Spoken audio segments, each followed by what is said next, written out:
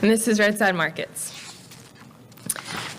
All right, to kick us off, I'm Kelly Henry. I'm from Georgia Farm Bureau, and I do this with Chalmers, South Carolina Farm Bureau, and we are the moderators and the sponsors for this session.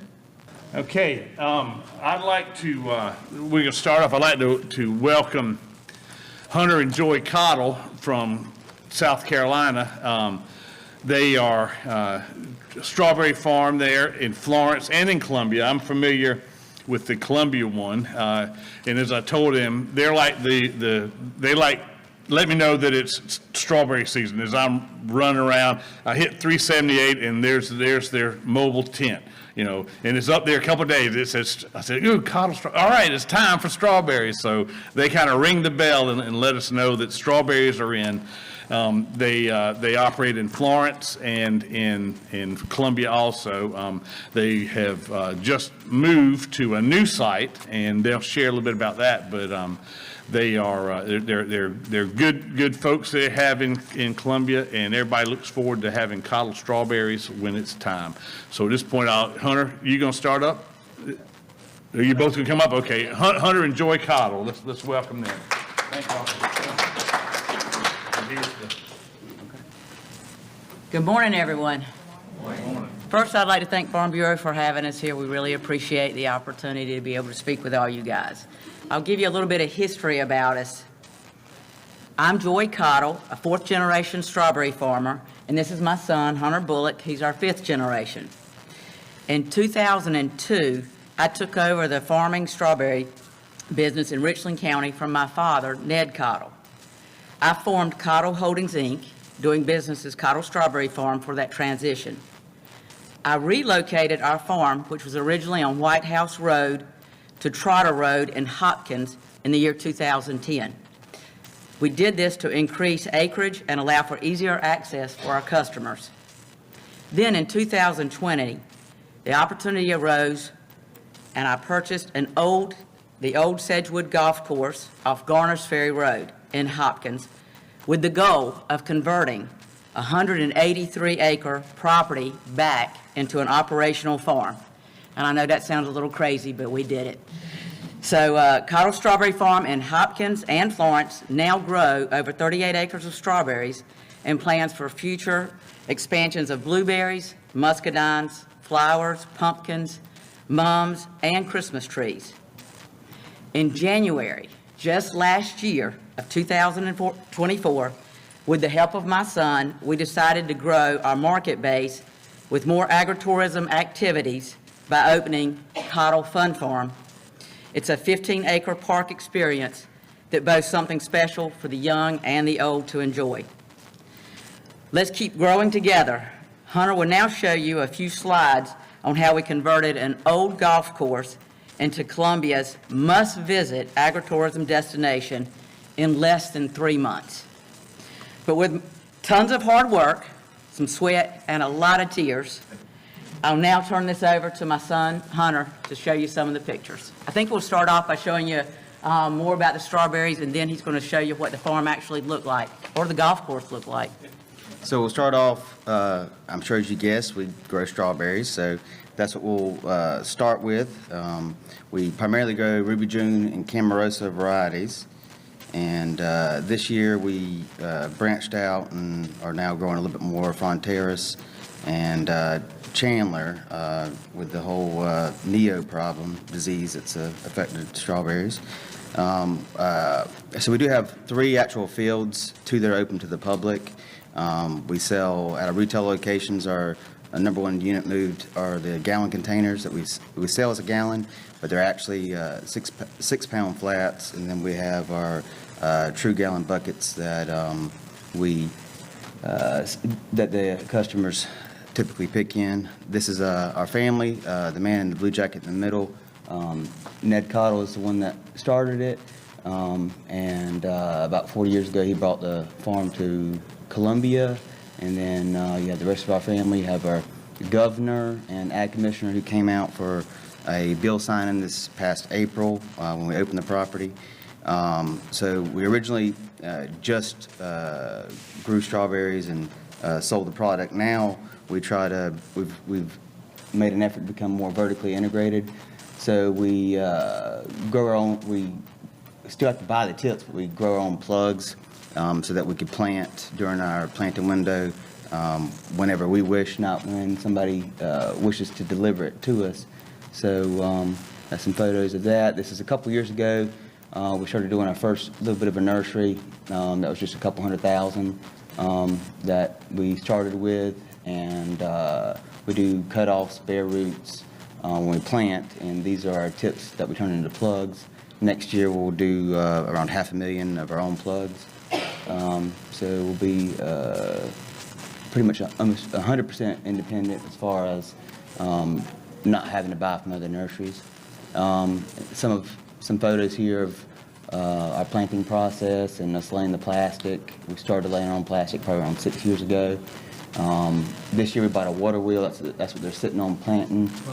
Could you get closer to the microphone? Oh, yep.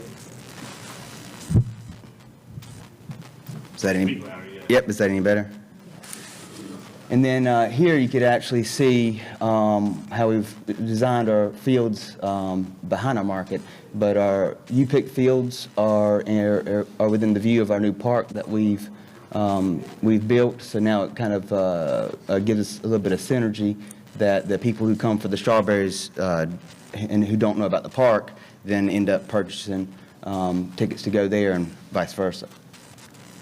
You can see our new facility, or new market that we built this year. I'll go into that later. Here's a little bit more of us laying some plastic and planting right behind it. We like everything to be as close as possible to where the customers are. A couple of our U-pick fields, Florence and Columbia. And then this, I'm not the most IT savvy, so this is when it was originally a golf course, and this is an aerial snapshot. It's only about a 40-acre snapshot of the 183-acre property. But you can kind of see we took it from just this portion, and then in October it looks like this. And you kind of scroll back and forth how we took out all these different forests. And all up there is where our corn maze is up here, and that was all a forest. And this is just kind of along the way, and you can see here, this is just November of this year, of last year, and we're on a main 4-lane highway. Around 26,000 cars drive by a day, so we knew we had to be at this location, and we ended up clearing about 40 acres, all in total, and we're still clearing more. We'll start back in a couple weeks, actually clearing more land. We burnt so much that we got to know the fire department by a first name basis, and the fire marshals. This is, but so just to put it in perspective, within about 90 days, we went from this to having everything built to then being able to have a bill sign an event and having media and the governor out there. So it was rather nerve-wracking, to say the least. So we chose an open-air market. It's broadside to the highway. It's around 5,000 square feet and plenty of room to sell what we grow as well as what other people grow. Has full visibility from the road. We originally were going to build a 2-story enclosed building, but then we realized for where we're going that you can't, you really need a lot of visibility to see all the people that are out there, and you need people to be able to flow through it. You can't have over 1,000 people or 2,000 in a day come through and it be very comfortable. So this is what worked for us, for our plan. And this is some of the stuff we grow and sell. We try to have rather neat displays, and we have different themes for each season in the entire property. We embrace the themes. And here it was Halloween. That's a picture of the very first fall we've ever had at that farm. Yeah, this October was our first fall season. And then just some stuff along the way. We repurposed different things. The grain bin here is near the highway. We have our name on it now. We've got one as a strawberry and one as a pumpkin. We purchased and framed out this silo, and it's our concession stand, so different elements of the business. And for our field trips and stuff, we have this area here on the left that's within our park. You can't really see the benches, but we actually made the benches out of the trees on the property. And there's a swimming pool size corn pit that's full of shelled corn that children love. You'll see a photo on that here in a second. This is big for us, just being starting off as a small roadside stand. This is our first drive-in cooler, so we've gone just from having like a little 10 by 5 cooler, then we went to refrigerated Connex, which we still have, which is like a 8 by 40, and then now we have this building, which chills our fruit. It could hold 3,000 to 4,000 gallons at a time, and it could also freeze your fruit. I know that from personal experience. And then this just gives a different viewpoint. This is this spring, our first spring there. Our building wasn't quite built yet, but you could see our parking lot on that side, the highway there, and then this is what we call our fun farm. And this is kind of where we feel like a lot of farms are heading or should head this route if they don't go try to pursue the commercial route. And then this is different snapshots. On the left there, that's one of our barrel rides that go around and ride families. It carries around 24 people at a time. You can see all the other buildings haven't been built yet. This is just us starting out, doing different play areas for kids, utilizing the oak trees and stuff that were cut on the property. As homage to the fact that it was a golf course, we brought in a team that made a actual putt-putt green. Professional grade, and then we have an obstacle course. My daughter there on the climbing wall. And now with our added space, with our park and everything else that we have, we're starting to do what we call add-ons, to where you could purchase face painting on the weekends and pumpkin painting. And then we like to offer stuff for free as well, that even if you don't purchase things, local people could come out and take photographs. We have photographers come out, and all that's for free. Some more photo ops, giant chair, and then antique truck. But as we all know, success isn't linear. As we're building, storms and stuff are happening, so you kind of move forward, and then you have foundations that are about to be poured, and they get washed out. Our new cooler gets a mudslide, and some of the really old oak trees fall on the property in our park, and our very first corn maze got washed out, but Twice. But that's just part of it, and we just keep going, and sometimes you don't feel like doing it, but it pays off. This is that corn pit I was talking about that kids love.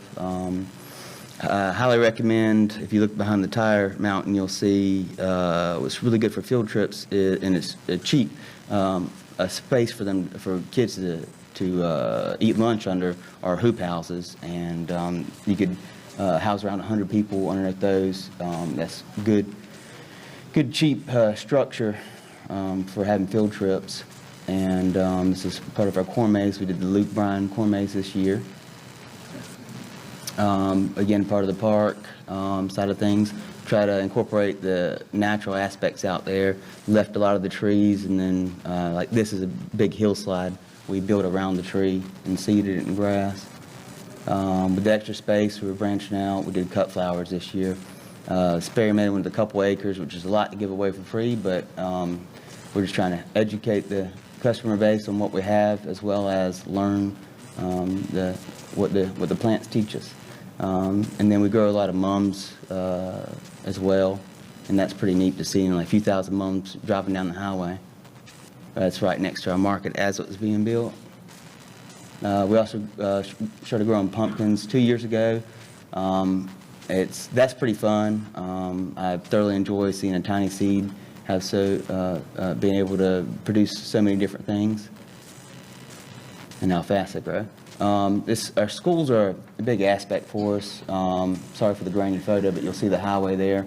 Our previous location was 1 acre, and for us, a 1 acre houses about 120 cars if properly parked. This one is about 4 acres, so we can hold about 480 at a time, vehicles. And being able to have the extra space now allows us to bring in a lot of schools at the same time as running our regular market during the week. So it really doesn't cause for many bottlenecks.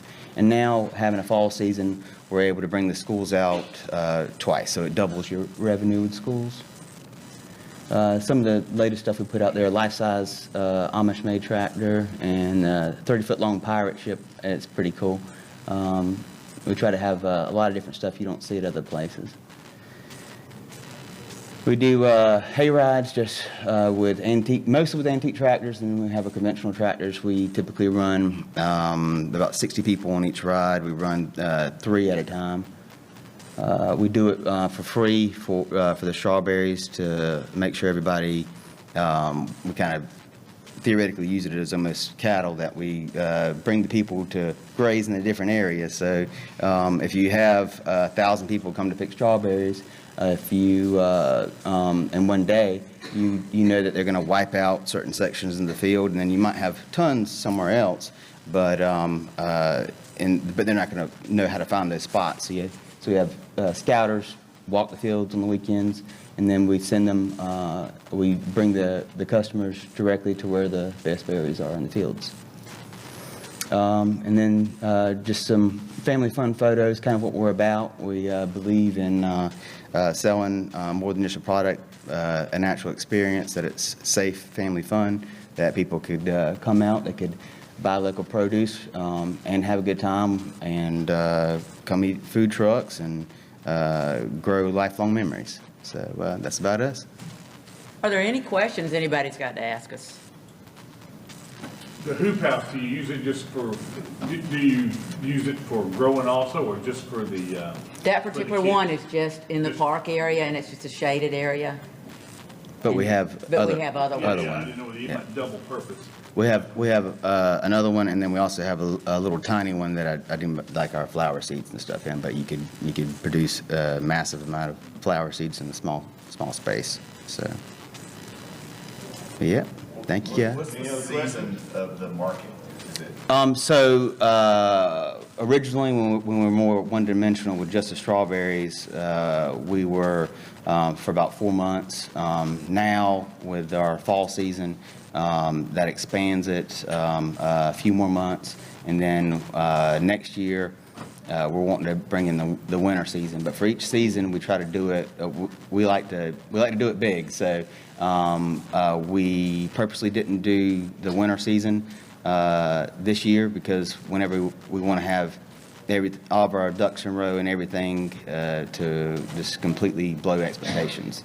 So each time we do any of this stuff, we try to plan it out and obsess over it. So, but we'll move to being probably closer to around 10 months or so, and then still want a couple months out the year to collect ourselves. So. Do you plant your pumpkins where you had strawberries, or do you have full strawberry pumpkins? Both. It depends on what space is available. It's more economical to use the space where the strawberries were, so that I'm not laying fresh plastic for the pumpkins. I believe in one of my photos that was fresh plastic laid because it was a brand new field, and I wanted to have it in close proximity to the customers. Pumpkins are heavy, so I wanted it next to the building. This year, I'm actually going to take that field and turn it into a parking lot to get us additional parking. So a lot of what we do is as if we're the customer. We try to have everything as close as possible to them. Y'all charge general admission for all these activities? Yes. So in most of our customers, would much rather would come to our facilities versus the fair. It's safer and there's probably even more to do. There's over 50 different activities. Most families, if they stay 4 hours, still can't do it all. So we did this year $15 per person to go into the fun farm. It doesn't cost anybody any money to go pick strawberries other than what they're picking. So you've got 2 different check-in areas now for either one of those. So we're trying to get revenue on both ends of the game while we've got the customers there. Does it take a lot of folks to run that fun farm? Yes. It takes around 8 people. So not a whole lot, but compared to like the farm side, but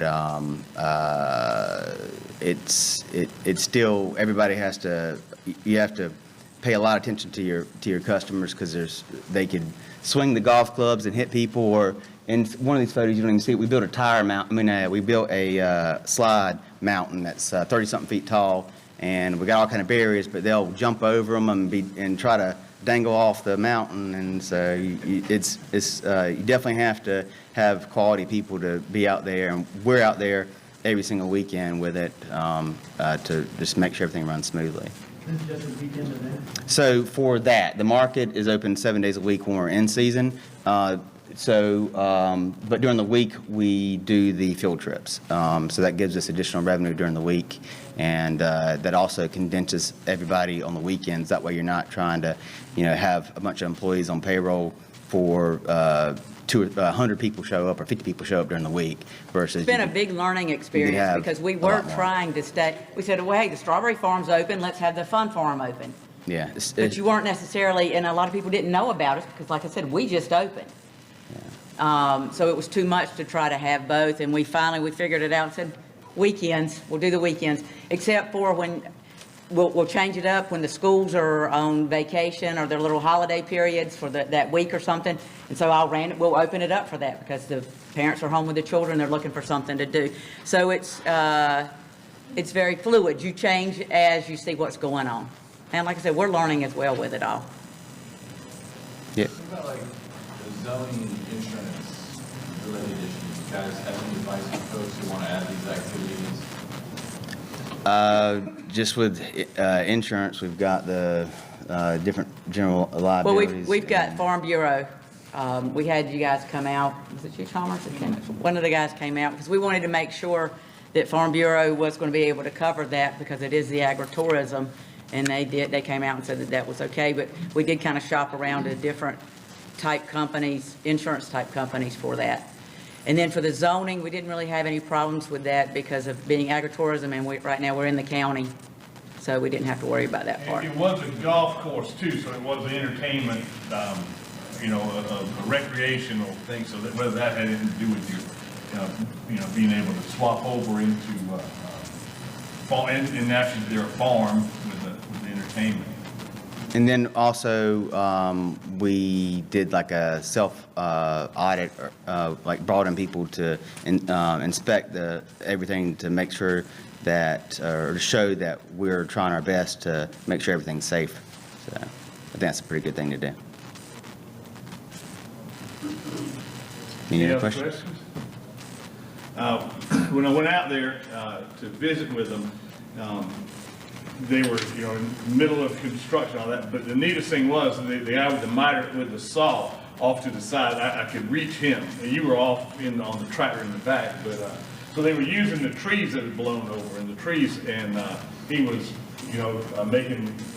It was bigger than this. He was going to make a table out of it. And Yeah. He had a lot of. So that was a neat opportunity to, they lost a lot of the trees, a lot of the big trees. Yeah, we wanted to utilize them because, like the benches that were made out there, that's just from the limbs. The tree trunk was wider than I am tall, so it was sad to see big trees like that fall. So we wanted to utilize them. He was a woodworker too, so he was Yeah. he was going to be able to make a big dinner table or Yeah. chair there. So that was a Being a farm, we try to use as much of the natural resources as we can to bring that farm feel in when everybody comes to visit us. So with y'all being new and adding this on, what has been like the best channel for you guys to like get the word out? Right now, we're presently doing it through the Facebook. We've got 35,000, I think, followers. And so that gets a good word out. And where we're located for the roadside market, we're on 378, which is in between Sumter and Columbia. And like you said, the amount of traffic that goes by there. So I'm hoping this year we're going to do more marketing with the website and get into other different types, maybe some television and things to try and get it out. But we wanted to get all our little kinks out first. My son kept going, Mom, you are in marketing. Why aren't you doing more? And I'm like, we want to make sure we get this running properly before we bring the crowds in there. Because it's hard once I get you in there and you're unsatisfied to get you to come back. So that's why we're working on that. We wanted to get all that first. Yes, sir. You may have just answered this by saying you're building up on marketing, but what are you doing to capture that, like, the traffic? I've often, like, in roadside stands, seen a lot of traffic coming and going, but the people are headed to where they're headed. They're not gonna, want to dip off and do something else. And maybe on weekends, I can see that being different, but are you doing, like billboards, or is there any way that you're, like, getting that attention from people driving? And then do you have any way of knowing if they're actually making a decision while they're driving to come out, or if they already knew they were coming? We actually get a lot of people who say, hey, we were on our way to Charleston and we just saw you, so we had to stop. We've got a big roadside. We have over 1,000 linear feet of road frontage, and So this year we bought a bunch of the big tall signs that say open, that flap in the wind, and all that kind of stuff, because when I thought, you build it, they will come. No, you've got to advertise and you got to promote yourself. And even though we do have that road frontage like that, so we started putting the signs up and then building those big silos. It's a strawberry. I mean, that you can see it coming up and down the hills. You see that big silo that's bright red and green. And how we've laid out the property is you could see the property's is rather narrow for how large it is, and how we've cleared everything. You could see into it, and the property looks down on the highway. So a lot of people, when they drive by, it's unlike anything they've ever seen, because most people have not gone out to a lot of other agritourism places, and then when they drive by this one, they're forced to see it because it's right there in front of them, and they can see into the whole property, and they're like, wow, I didn't know stuff like this existed. Lots of people just pull in and say, didn't know it. How large is the geographic area are you drawing customers from? We're drawing them from the Florence, I guess about 60 miles away. They're also- willing to come for the park and And it- now the strawberries, we've got the two different fields, but you'll find that they'll come that far for the park area. So it depends on what she was saying, what you're going, like what they're coming for. If they're coming for strawberries, they know it's a shorter event, therefore they're going to drive shorter distances. They might typically drive on average 30 minutes or less, 45 probably max. And then for the park, okay, I might take my family there, and I know it might be a 4 or 5 hour event. I'm willing to drive an hour away. So that's where they then develop, what I was saying earlier, a little bit of synergy, is they each side of the business gives the other side more business. So And when they come in there, like you said, they think they're going to come in for 30 minutes or an hour, and they say, wow, and they end up staying. They say, can we come back? I said, as long as you got your band, you can come on that same day. And they will stay 4 to 5 hours there. That's that much to do. All right, well, thank y'all. Thank you. again. Thank you for Thank you, guys. coming in. I get to keep this, right? All right, next up, we have our Georgia Farm Spotlight, and we are going to hear from Greenway Farms with Steve and Joy Hunt. So come on up. You can use that if you want to. That's forward. This one is forward. This one is forward. Okay. Well, welcome, everybody. We also want to thank the Farm Bureau. I'm Steve Hunt. This is my wife, Joy. We own Greenway Farms. It'll be a little different perspective. I also am in the events business, so I'm really curious to get to cattle farms soon. But we are more product-driven. And so we have a little roadside market. And so what you'll hear more of from us today will be a little bit about our story, and more, though, product, brand, and things that we do to drive our customers. 1,000 people, we couldn't.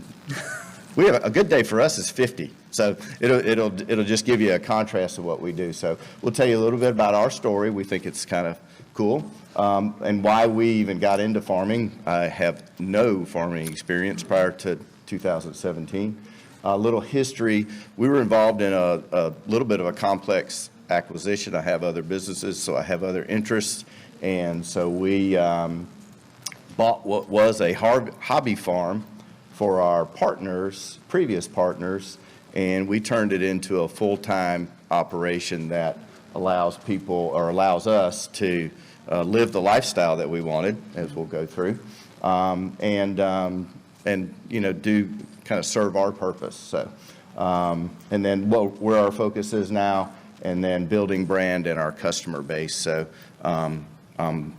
we use a lot of the social media opportunities too, and we're starting to expand into other things too. But once again, ours is mainly product driven. We're a regenerative beef and egg and pork. We have a lamb and a chicken product, but we also have a canning facility, which is Joy. So I'm gonna let Joy tell you a little bit about our story. So. As he said, we didn't grow up on farms. I grew up in metro Atlanta, outside of Atlanta and Marietta, that area. And we were both widowed. We met and both had an interest in where our food was coming from. And once we decided to get married, we'd had children who both sides had had a loss. So we didn't want our kids going home at Christmas time, like we kept my house and they came home at Christmas and slept, his kids would sleep on the couch. So we decided we needed somewhere neutral. We started actually looking north of Atlanta for farmland, and then had an opportunity, just a chance meeting, where we met the original owners of our farm that had a hobby farm. And once we got married, his question was, well, you were going to move north of Atlanta. Would you move south of Atlanta? So we did. It took a little longer for us to get there. That's our wedding day on the Marietta Square, and our children gathered there. What we knew was we had to create a space for them that was kind of neutral, where they could become a blended family. But we also had an interest in where our food was coming from, how it was raised. And we'd raised our children as, they were cul-de-sac children. They lived in neighborhoods in metro Atlanta, but we all had an interest in being outside. So we bought the farm, and he'll talk about the acquisition of it, and moved down in late 2017. And it was quite an adjustment. We're in Crawford County, large land area, and about 12,000 residents. So when we see those 50 people a day, believe it or not, they're not from Crawford County. They're from across the state most of the time. But that gave us that opportunity, and it did blend. Our kids now call themselves the Farmily. That's their name for themselves. And it blended well. It gave them a neutral spot, and it's home for them now. It gave them, like I said, a neutral spot, but it solved our purpose there. It gave us a chance to slow down, watch our health. We were both blessed with good health at that point, and wanted to know what we were eating, what it was eating, if it came from a mama or from the ground. We wanted to know what was going in it. And then it gave us that chance to create our families from there, as one family. So, so how did we do the acquisition? What did we do first? We started this process in 2015, I think was the first meeting that we had. And it really came to the things that we did to get started. When we met the farmers, we started just to go help them. We just showed up, and I would feed, and we would weigh cows, and we would pick up cucumbers for pickles for them, and we did just about anything we could do. And then we knew we had done a letter of intent, so we knew that we were moving forward with everything. We had 2 houses to sell in the metro Atlanta area, and we had things to do. Joy took the better processing classes for canning, because we had a canning facility. And during this time, we were kind of learning the customer base, learning the products that we had and the channels that we were selling through. So we did all of these various things as a part of our entrance into the acquisition. This is what we bought. I can tell you the story of that day. We had actually met with our partners, and as we initially met them, it was in January of 2015. Well, we were getting married in June of 2015. So we were looking to sell their pickles in one of our family businesses. And that June, right as we got married, they approached us and said, look, we're wanting to sell the farm or bring on partners. Would y'all be interested? And that's when he asked me, well, if you were going to move north of Atlanta, would you move south? This was the day that we actually sat down and hammered out our acquisition and the terms of how we were going to partner. If you look closely, there's a rainbow. This is our store. Yeah, there was a rainbow, rainbow. because I had a big knot in my stomach, Yes. and I was like, okay, Lord, we can do this. Behind all of this scrub is a house that we now live in, still live in. We bought this One bedroom, or property, 2-bedroom, 1 bath. and we bought that property as part of, he'll explain, as part of our acquisition, to be able to add in, to become partners at that point. Yeah. And So that was the day that it all came together. Yeah, and that's our start. And so we did, all of these things. And one of the things that we did, I am in the events business, so I'm really, really curious about what you guys do at Cottle. But we did a farm day and said, let's get people out, because they didn't do a whole lot of stuff. Their main channel was farmers markets. Outside Of the county into other locations. So we looked at, what we were looking at the business opportunities. We were looking at the various products they had, the beef, the pork, the eggs, the canning kitchen. I'm losing a battery back here. The soaps, the lotions, that's on there. And there were just a number of products. Flour, I walked up one time to volunteer, and he's like, let me show you the greenhouse we just bought. We're going to start supplying flowers for restaurants. And I'm thinking, we don't need to do more stuff, we need to do less. Our former partners were, and the farm originators were retirees, so they had farming interest, and they had a lot of interest, and Yeah, they they had were time. curious. So we've got a built log cabin where they had a sawmill. We had a broad expanse. So when we came on, we looked at it from a business point of view as to what can this farm be as a business, as opposed to a hobby farm that had a lot of different interests. Yeah, so we looked at the distribution channels, the farmers markets off-site, the wholesale to retail. We have a few retail customers, and specifically, we have a pickle, and we have a brand. And so we started to look at those things as what we could use, what we could utilize to draw people. Don't know that we'll ever get to 1,000, but you never know. So, and then we looked at things that we wanted to eliminate, whether it was channels of distribution or products. And so Steve had a hard time with the various soaps and lotions and shampoos, so he decided at some point in time that I wasn't as much interested in that. And then we also really went back to our purpose, which was food. Which was, You can't put lotion on a roast, and so it didn't make sense. So even for in our us. market, our stuff today, our little country market, has food-related items. I can't think of anything, T-shirts. We sell a market bulletin Yeah, cookbook. and a cookbook, That's so. about it. Yeah. So this is the store there today that we have. We put power and water to it. It didn't have that. They were using it as just feed storage. Our pastures, we have 92 acres behind us with 3 different pastures. We practice rotational grazing, no pesticides, or no herbicides. Pesticides, we just want comfortable animals, so we minimize that. But we're located in Roberta, Georgia.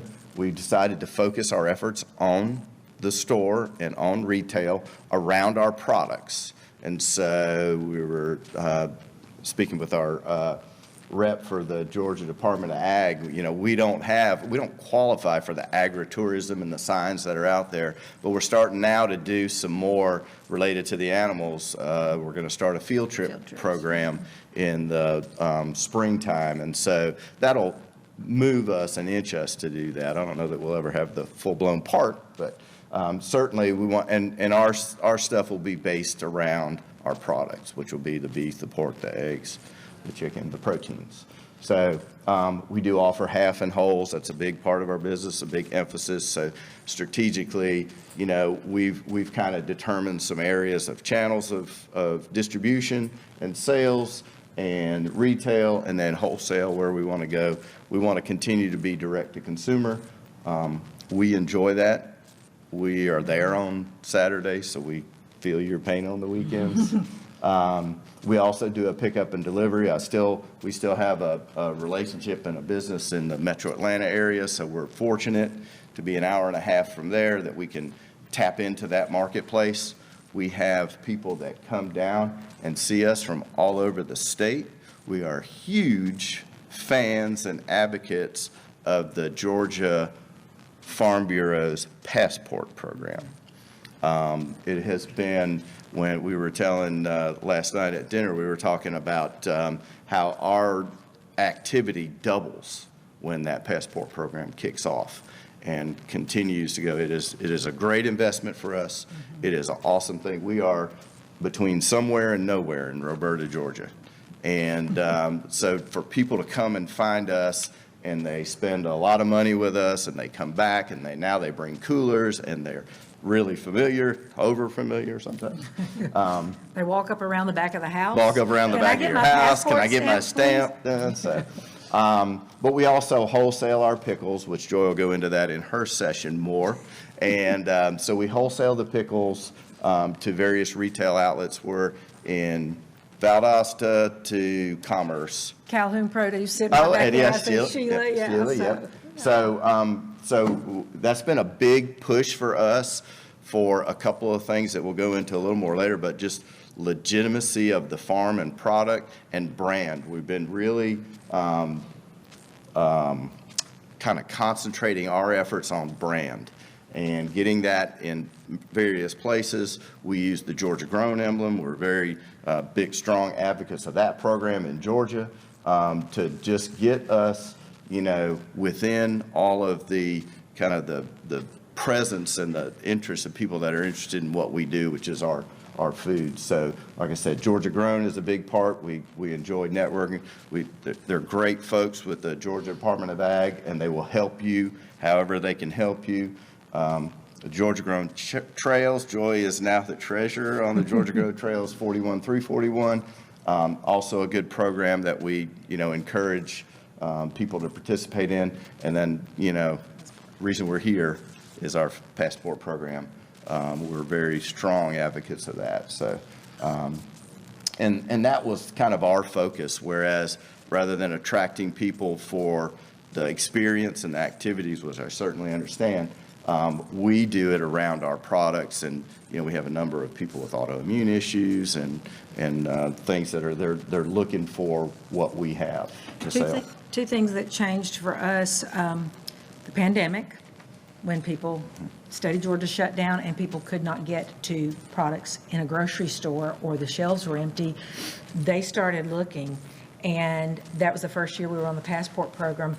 We did curbside service. We have 5 kids between us. They're all in Atlanta. They were on furlough from work, so they came down to get out of the city. We set up curbside service, and every person that drove up got a Passport book and a Georgia Grown Trail map handed out to them that day. I was like, here's hope. You can look forward to something and plan something from there.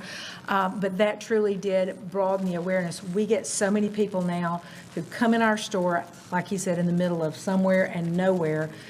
They're like, all I wanted was to be able to get out of the grocery store now and get into knowing I can look at the person, know where the meat's coming from. And, you know, here and there, we've got a neighbor who'll grow some produce for us, and we put it out. They know him. They're looking for his yard-long green beans each year. So that really made a difference for us as far as the people that will travel to get to us, because they're looking for healthy food and they're looking for the experience and knowing their farmer. And we also have access to a property that we call our little farm in Fort Valley, Georgia, that my family, my brother-in-law raises peaches, They're good Blackberries. peaches, too. They're Alberta's, yeah. Blackberries. Strawberries. Cucumbers, he's got some raspberries, blueberries, figs. So he's got a lot of various things there. A little side joke, we have a little South Carolina, Georgia thing going on with peaches and peanuts. So, so we have access to that, and that's what runs through our canning facility. But once again, our emphasis was on the markets that we were going to. We are only open on Saturdays.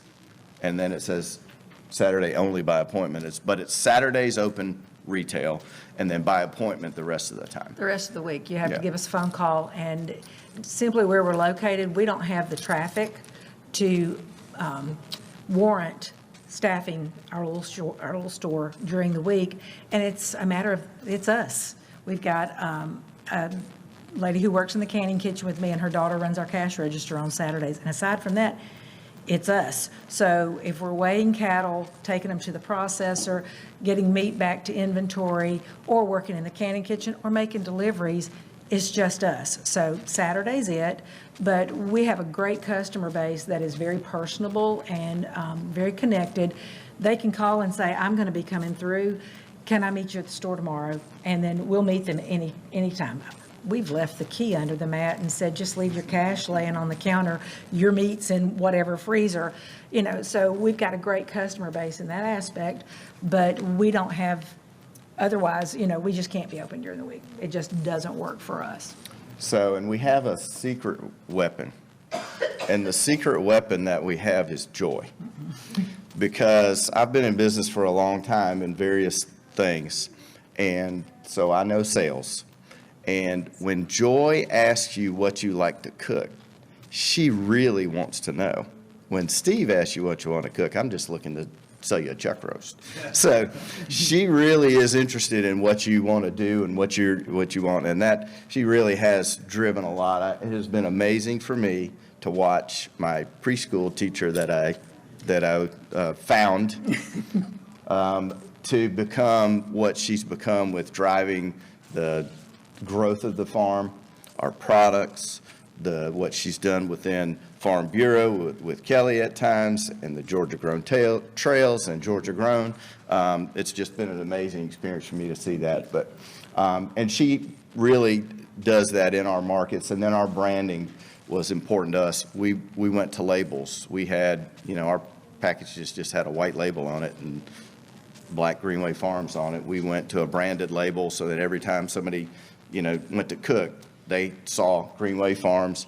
Every time they go to Calhoun's, they get to see a Greenway Farms label. So it's just, that's just something that we wanted to really kind of drive, because we knew we were going to product. We didn't have the bandwidth, the time, and I can't imagine the capital that would be needed to produce the ag experience that you guys have produced there. So Instagram and Facebook, they're pretty cool about driving a lot of activity through that.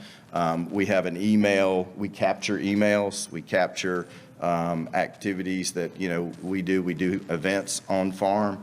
And then obviously we're looking for any type of speaking that we have. I have a handle. My handle on Twitter is Farm Hazed, because that's what we were.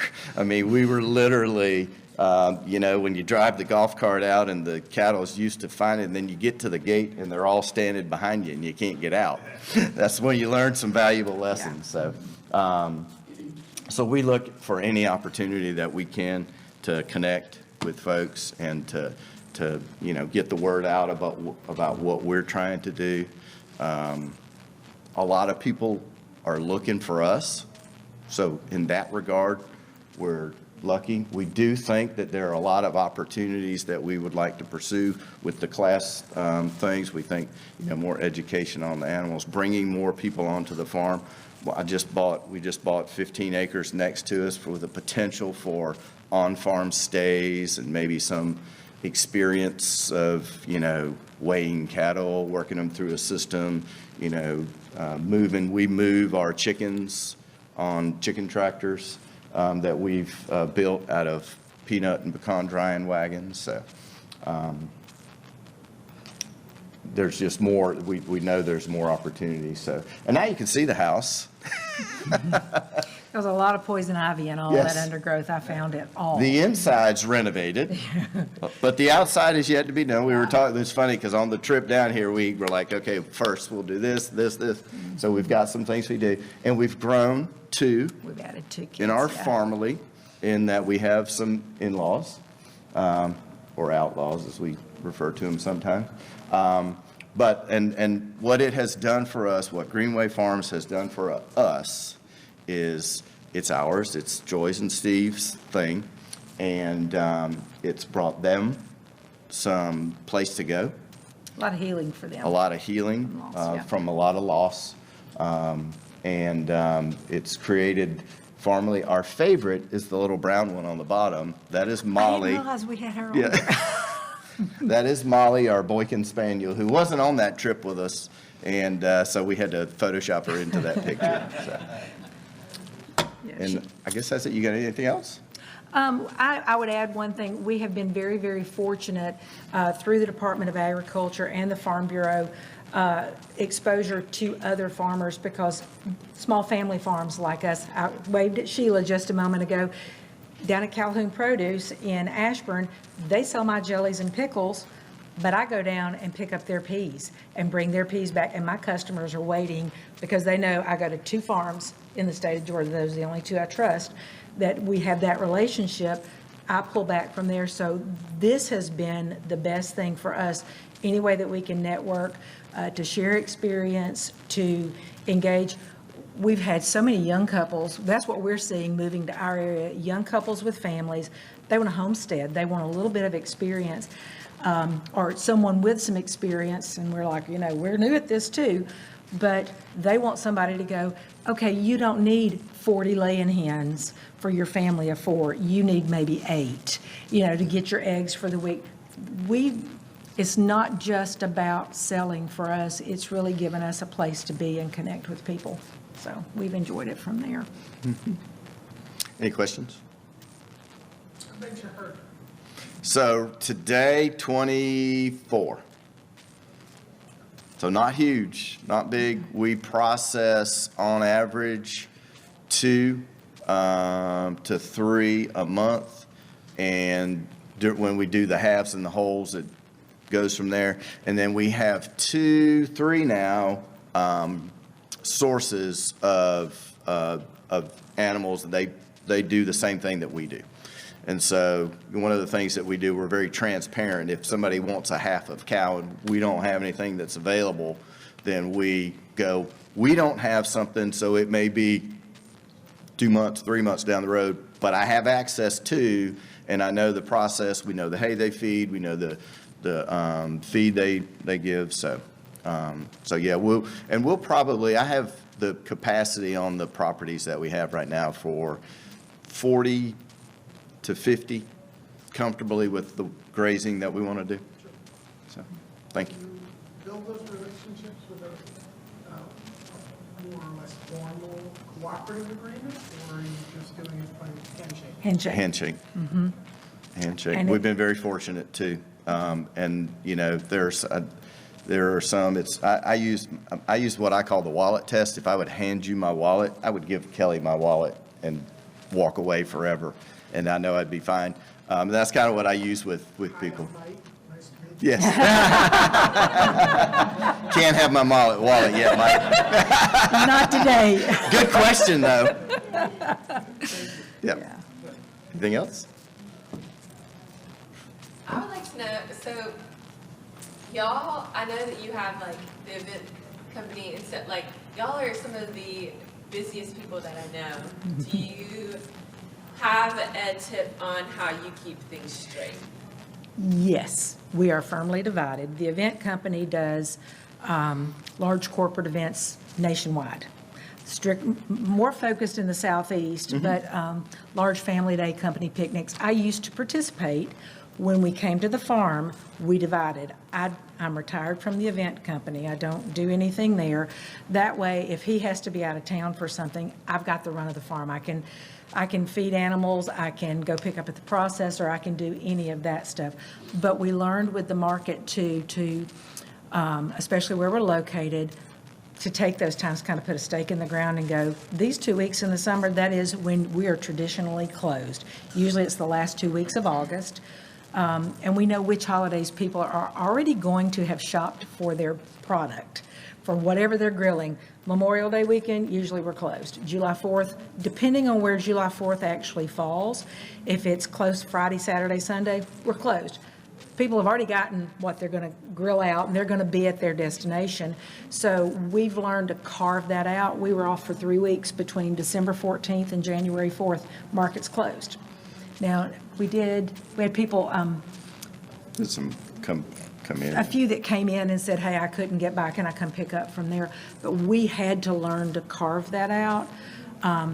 It was a lesson we learned from our former partners. The other thing that we do is we plan, even if it's not like elaborate plans. I'm sure a lot of planning goes into a lot of different activities and things, but we plan and sit down, and it's basic, we want 30 cases of pickles every month. That's our goal. That's simple. It's not hard for us to do wholesale.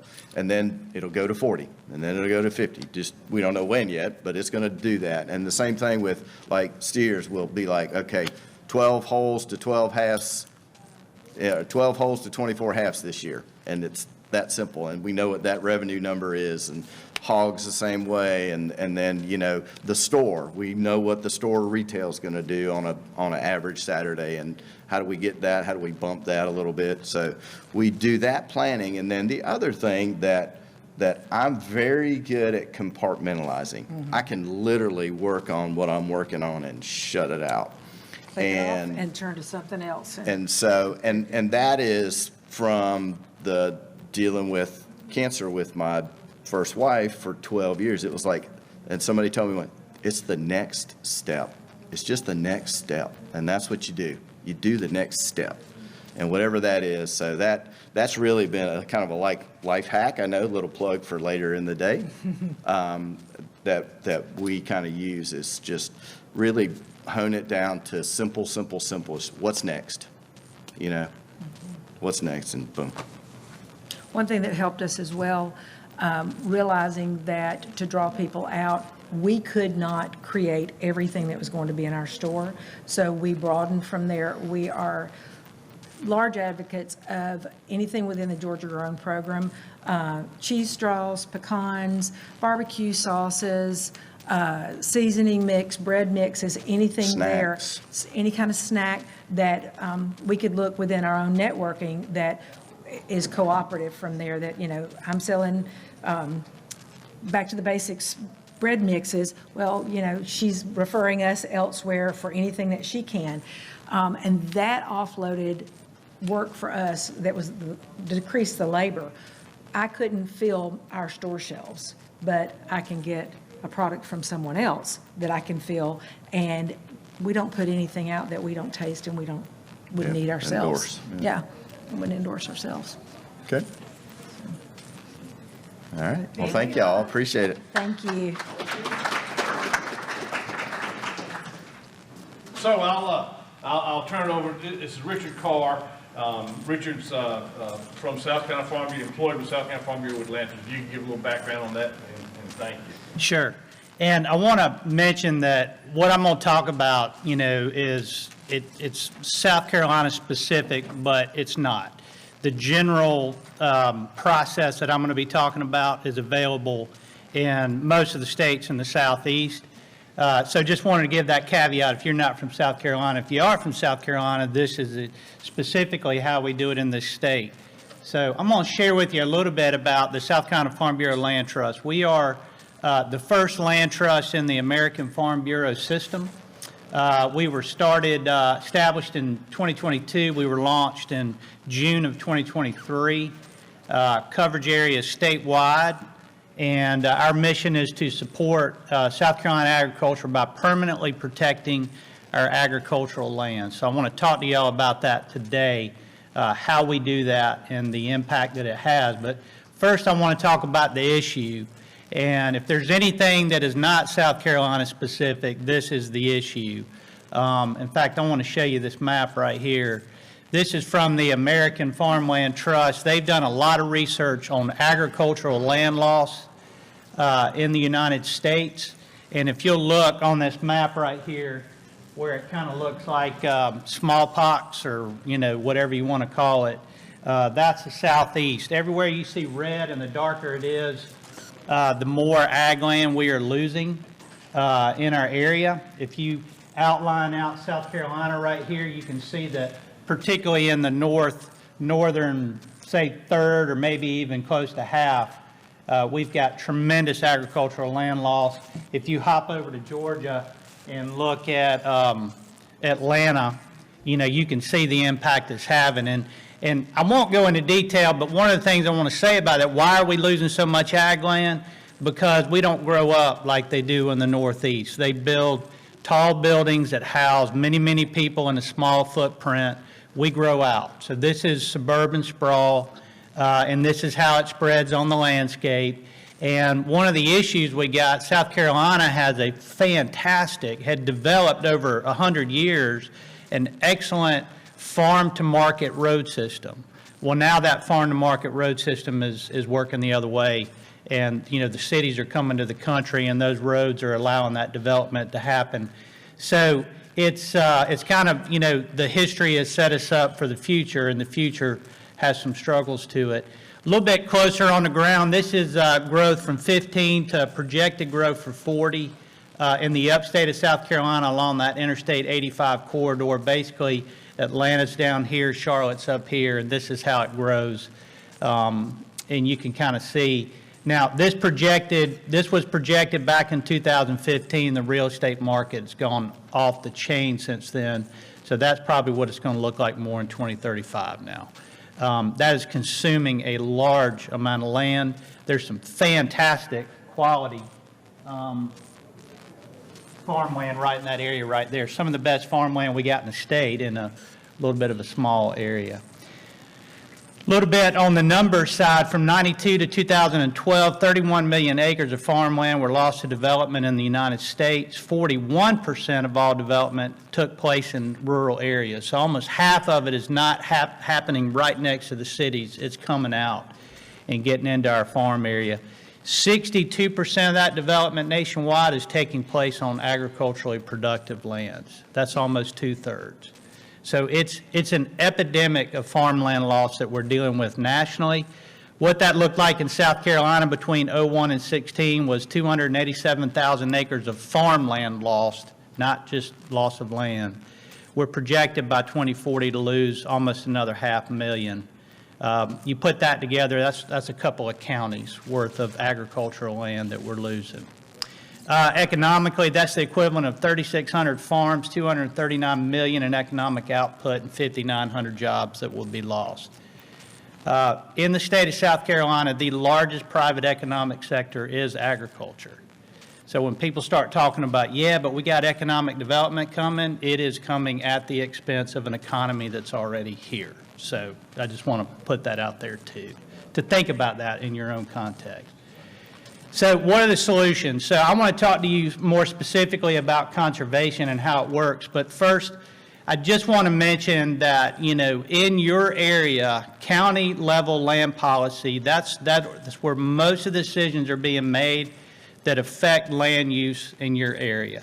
It's typically not federal, it's typically not state, it's at the county level. So that, county governments are more accessible than state and federal governments. So I encourage you to think about that in your own area. There are tools you can use, zoning, conservation districts, but at the end of the day, these are government-imposed restrictions.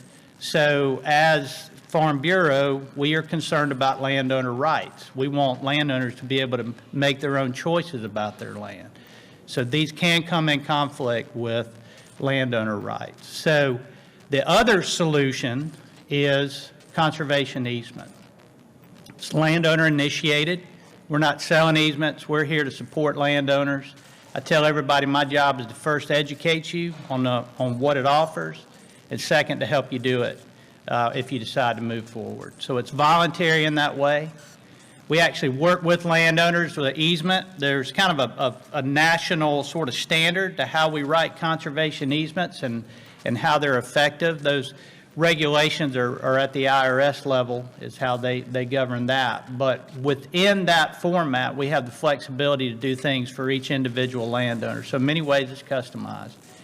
And the other thing is, as opposed to restricting the value of your property, and it actually, you can get some financial benefits as opposed to being regulated on how you can sell it in the market.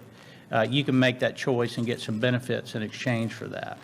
So I want to talk to you about conservation because this is the tool that land trusts use. This is what I do, every day. And let me dispel a couple of myths. Let me tell you what they do. Conservation is what they do and what they don't do. Essentially, a conservation easement prevents development, and it does that by placing an easement on identified conservation values on your property. I'm going to show you those in just a minute. In that case, the landowner legally grants these values to the land trust, so we are responsible for stewarding those values. We hold those values under an easement, and so it becomes our responsibility to make sure whether you own the property or not, we will continue to steward that easement on the property. And we do that in perpetuity, which is the legal term for forever. It does not affect your ownership. You can still sell the property, you can hand it down to children or whatever you want to do. It doesn't affect agricultural activities. It doesn't affect forest management, commercial forest management. It doesn't affect recreational activities. It doesn't prevent construction of personal residences. You can still do that. And it doesn't prevent construction of agricultural structures. And I do want to go back on ag activities. That includes agritourism. We actually specifically write agritourism and event hosting into each easement that we do. The primary thrust of a conservation easement is to prevent the full-scale development of the property. It's not to interfere with your with these types of uses. So those are essentially written in. So let me tell you two key definitions and how we do that. One is we're protecting these conservation values. I'm going to give you an example here in just a second. And then the other part of the easement is we're going to identify the reserve rights, the things that you want to continue to do on your property for the future. And what we try to do is align those with what you're doing right now, essentially, so that once the easement's in place, you're not sitting around wondering what can I do or what can I not do. It essentially lines up with what you are already doing, so you just go about doing what your business. Conservation value. This is Newberry County property we closed on. So I got 3 conservation values in this one picture. These values not only benefit the landowner, these values benefit the general public. That's why you get so many incentives for doing this from like tax incentives and that sort of thing. You only have to have one. We like to do 2 or 3 to make sure it's a robust easement. So typically we're looking at rural viewshed. You can see the road right there. That means that as long as folks drive down Beaver Dam Creek Road, they're going to continue to see that farm or forest land as opposed to a development. The other one is prime farmland soils. This farm right here has about 96% prime and statewide important farmland soils. We claim those as a conservation value, so that agricultural potential is going to be essentially conserved forever. And then the third are natural areas. This is a pond and a creek system that runs around there. We look at standard timber management, best management practices, stream management zones. We claim those streams within it as a natural area. So there's a little bit more restrictions on those streams and such, but you can still do things if you need to cut a road, build a bridge to get across, and all those kind of things. It doesn't impede your operation, but they are a little bit more protected than everything else. So let's talk about reserve right. This is the other part of it. That's what we've identified what we're protecting. Now, what is it that you want to continue to be able to do? And so we essentially write in these specific rights that are reserved. This is sort of the flexibility within the easement. Typical reserve rights can new residents and structures placed within identified building envelopes or areas. We can usually do 1, 2, 3 acres, whatever you need, and you can do what you need to do within those areas. Agricultural and equestrian activities are written in. Agritourism, roadside stands can be a part of that plan. Timber management for commercial harvest can be in there. and then also new ponds or impoundments. This is another property we just closed on right before Christmas. Anderson County, he's got irrigated farmland in the back, but we set aside 6 acres where he's got his tractor shed and got his grain silos there. And we conserved 150 acres of his own place, but he farms 3,000 acres in the neighborhood on lease ground. So this is the base of his operation. So the benefit side of it, if you choose to do a conservation easement, it comes with 3 key benefits. And this should translate state to state, but this is specifically what's available in South Carolina. One is you can claim a federal tax deduction on the value of the easement. And I'm going to demonstrate that value for you, how we get that in just a minute. If you are a farmer, full-time farmer, and it's from the IRS standpoint, it's only 50% of your, over 50% of your income. You don't have to be 66% of your income for conservation tax deduction. You can use that deduction for up to 15 years on 100% of your income. If you're not a full-time farmer, you can use it against 50% of your income for 15 years. So it essentially lowers your tax base every year until you use up the value or the time runs out. In South Carolina, they added a South Carolina state tax credit. We get up to $250 per acre. So do the math. If you got 100 acres, it's pretty decent. If you got 1,000, it's significant. Those credits are dollar for dollar on your taxes. They're lifetime, do not expire, and they're transferable. So you can give them to your kids if you don't need them. You can also sell them for about 80 cents on the dollar and liquidate them into cash. But the third is what we spend a lot of time doing, and that is we have a conservation bank that is funded by the state, and it actually uses deed stamp tax. So the more properties sell, the more funding the conservation bank gets. And we're able to get up to 50% of the easement value in cash at closing. So you can sort of, quote unquote, sell your development rights. But you can only sell a portion of those rights, up to half. You get the remaining half as a federal tax deduction, which is really cool because then the money that you show as income, you get a deduction to essentially offset it, or at least offset half of it. So that's kind of the 3 benefits we can get. So let me walk you through and let you see how this is really typical kind of stuff that I'm doing on a regular basis. Let's take a 200-acre working farm, which is not huge, but if it's in a developing area, that's pretty significant. You know, oftentimes our smaller farms are closer to big cities, big towns. And let's just say, you know, $10,000 an acre is what developers are paying for raw land. That'd be a $2 million fair market value. If we were to place an easement on it, it'd probably drop that down about half in that particular case. It would, at that time, be worth about $500,000. That means the difference between those 2 values is the value of the easement. In this case, it's $1 million. If it's a working farm, we can go get $500,000 or half of that value in cash that will be available at the closing of the easement. You get $50,000 in state tax credits that you can use for lifetime, and you'd get $500,000 in federal income tax deduction. If you're a farmer, you could use that on 100% of your income. If not, you could use it on half. So that's the financial package that we put together on each easement we do. Let me give you a couple other examples of how it can change. 1,000 acres in a mostly rural area. This would be for us like Sumter County I'm working. These are the kind of numbers we're seeing there. 5,000 acre before, 3,000 after, 2,000 acres as the value of the easement. If you were not a full-time farmer, we could still get 40%. We could bump that up to 50. If you were a full-time farmer and get $1 million, so somewhere $800,000 to $1 million, $250,000 in state tax credits and a 1.2 to 1 million federal tax deduction. I tell everybody this is the one real estate closing that you walk away from. You don't hand the keys over to anybody. You're not worried about the loan, the mortgage you just initiated with the bank. You actually walk away from the closing, money in your pocket, 2 different types of income tax relief, we could say, and you go home and do tomorrow exactly what you were doing the day before the real estate closing. So it's not a bad deal when you put it in those terms. This is another on if we did a larger timber tract, but I just wanted to give y'all a feel for how things can change based on acreage, but also based on when you get more rural.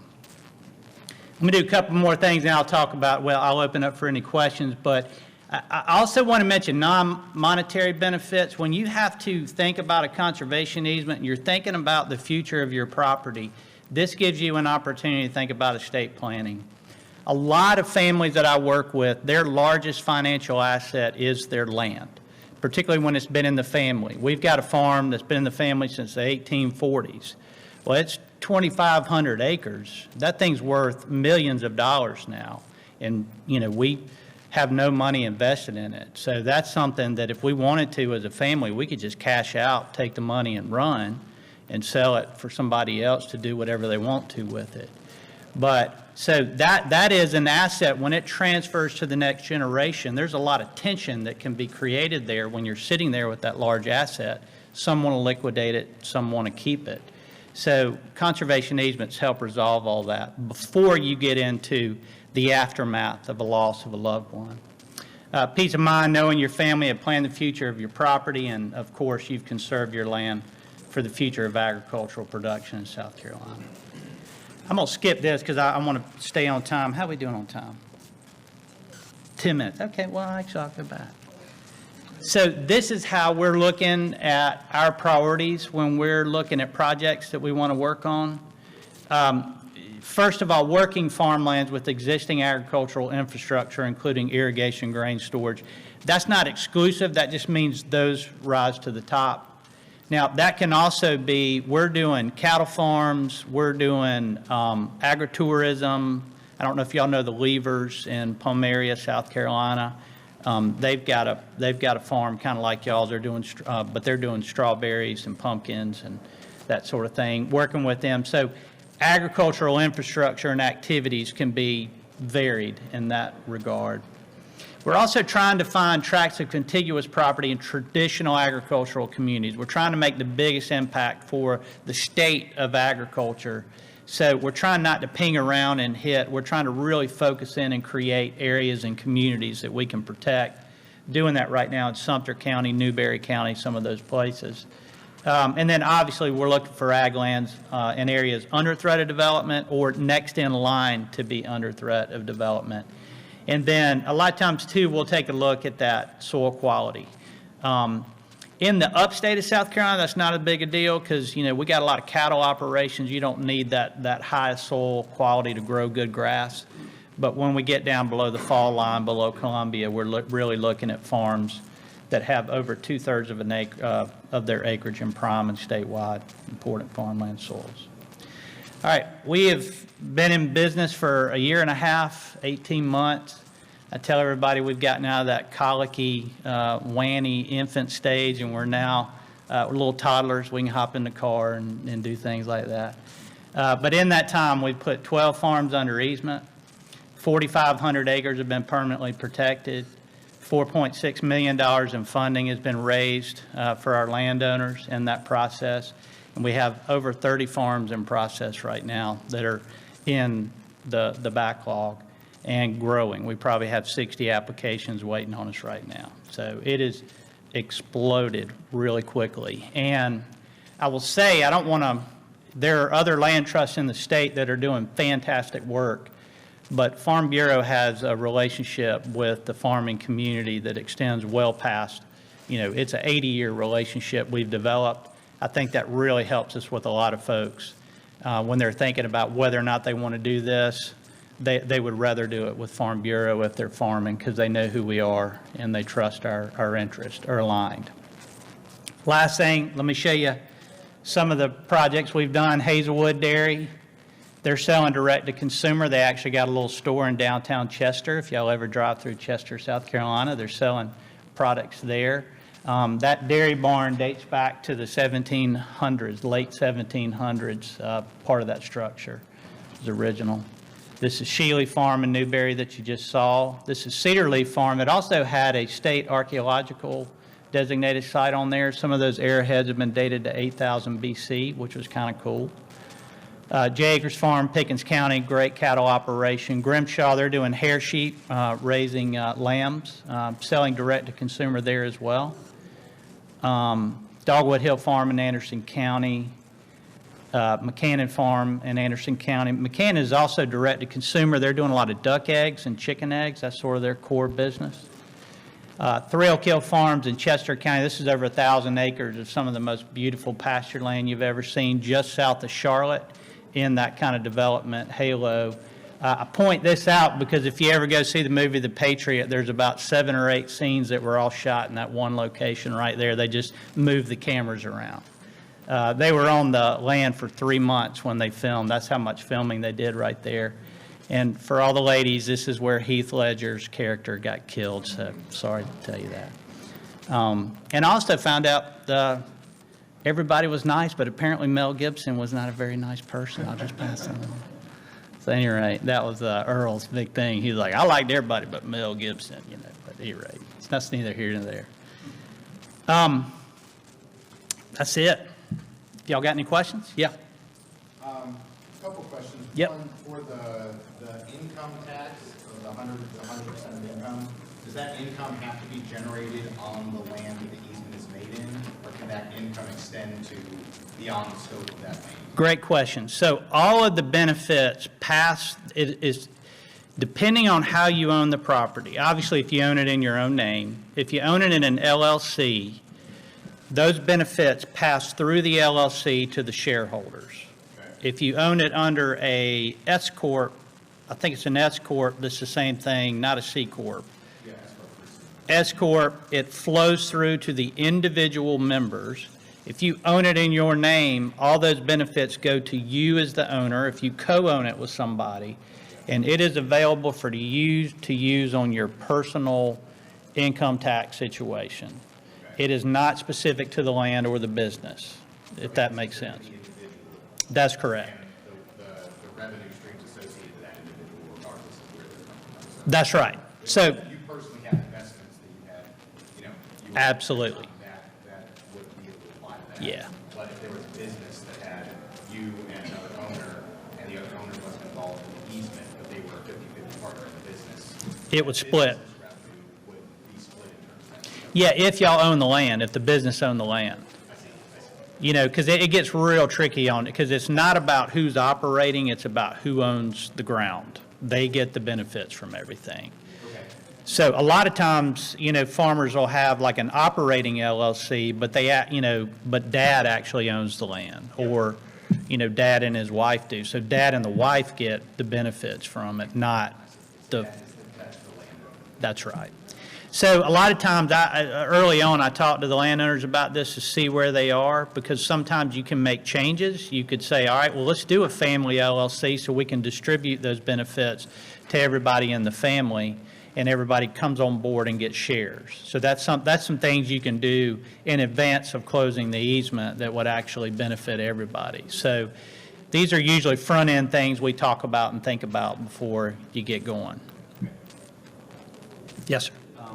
Can I add to that? This is a tax question. So theoretically, the farmer doesn't have a lot of income on paper, and I own the land, but my wife and I file jointly. She, our taxes, they can help offset her income theoretically as well. Right? Yes, that's correct. So if y'all file jointly, those tax benefits you got go to your joint income tax statement. The other thing I'll say is well, yeah, I guess, never mind. That's getting in the weeds. Another question for like the assessing the value of property. Do y'all take into account like legitimate offers in writing from like developers? So the process on developing the value is a third-party appraiser that actually works for you, not for us, because it's your product. You're going to use that product to get your benefits.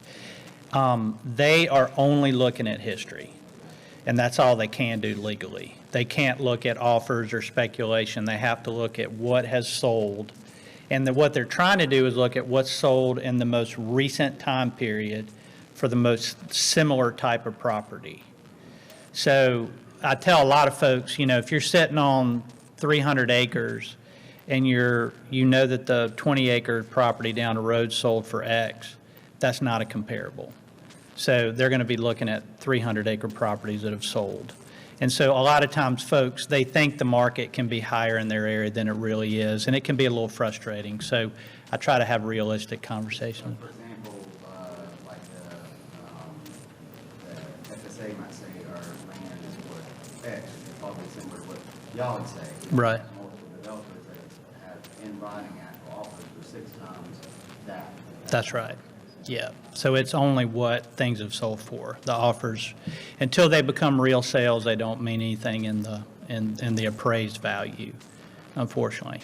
We have been able to use solar developments as a factor in appraising value if you have had a contract for solar on your property. So that's one caveat we're able to use, because solar projects can be valued from an income side versus a sales side. So there's a little bit of stuff in the weeds on there, but all in all, typically it's what we end up with is very reflective of what the market is. The other thing I'll tell you is the after value is only in that moment. That property is worth whatever people are willing to pay for it. So even with the easement on it, that value is most likely going to rise. There are properties in the lower part of South Carolina where some of the earliest conservation easements were put on that are now equal to fair market value because they're the only green space left, and people are really interested in buying them. Yes, sir. A little bit of the other side of the coin, we've been talking a lot about having land and the process of putting that land into easement. If you are in agriculture and are interested in acquiring agricultural land and not having to compete with developers to do that acquisition, acquiring conservation easement land seems like it would be a good Yes. play. What are the resources, like, do counties or states have listings of easements that exist within them? Are Yeah. there services that allow you to filter searches, just for easements? How can you approach that process reasonably? Yeah, I wish it were that organized. It should be that organized, and I hope maybe we can get there. What I can tell you, in South Carolina, we have what's called the South Carolina Land Trust Alliance, Land Trust Network. And they have a website. You can go on there. You can find out what are the land trusts, what areas are they working in, and the best resource is to reach out to those land trusts because they know the properties they hold, and they could give you some guidance for sure. So if you're in another state, see if there's like a network like that or some way that you can get to the land trust, send them an email. They'd be more than happy to tell you what's in their portfolio and if anything's up for sale. We steward the property. We visit the property once a year, so we're in tune with where the property is from a sales standpoint. So typically, we're going to have that knowledge if they're trying to sell it. All right, Richard's going to head out of here fast, but if you have a question, we need to keep on schedule. If you Yep. got us, if you have. One very quick question. Yeah.